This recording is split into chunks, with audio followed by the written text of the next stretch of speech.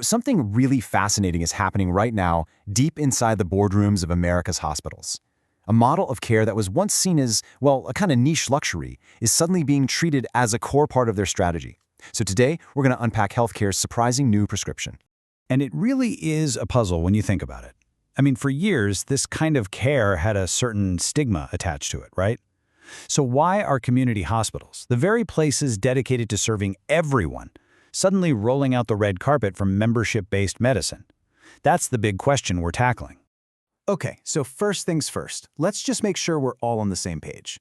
What we're talking about here is concierge medicine. The basic idea is pretty simple. You pay a membership fee, and in return, you get a totally different kind of relationship with your doctor. We're talking more time, way better access, and a real focus on personalized, proactive care. And let's be real, the appeal here starts with a frustration I think we've all felt. You know that feeling, waiting for weeks just to get an appointment, and then when you finally get in, it feels like your doctor has one hand on the doorknob before you've even finished talking. It's that experience that's making people demand something better. And this isn't just a feeling. It's backed up by data. The average wait for a new patient to see a primary care doctor is now more than 30 days. I mean, when you're not feeling well, that's not just an inconvenience. It's a real barrier to getting the care you need. This slide really captures the whole story. The old perception, the stigma, was that this was some exclusive thing for the super wealthy, run by a handful of independent doctors. But the reality today? It's a core strategy being picked up by mainstream, nonprofit community hospitals. The entire game has changed. So, why the big shift all of a sudden? What are these hospital executives seeing that maybe the rest of us aren't?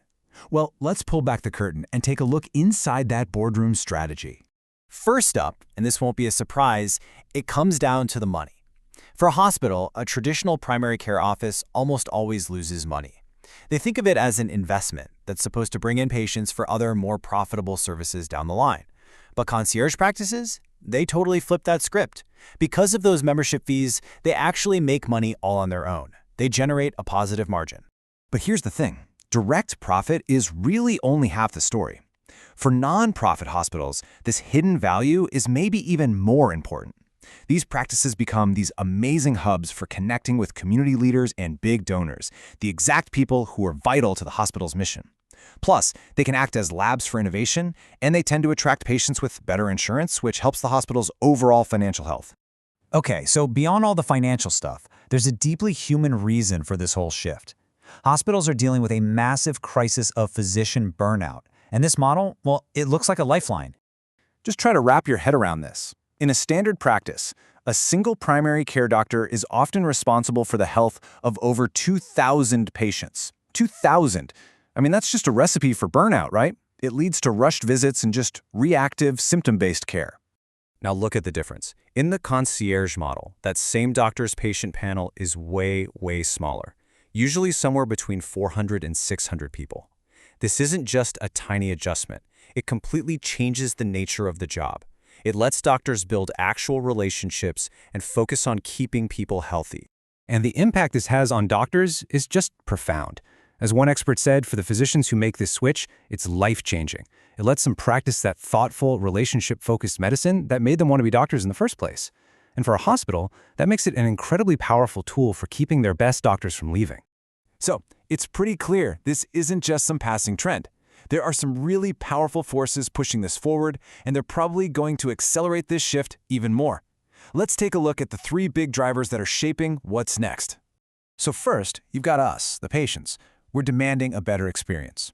Second, employers are jumping into the game. They're starting to contract directly for this kind of premium care because they think it'll lower their overall health costs in the long run. And finally, policy is starting to catch up.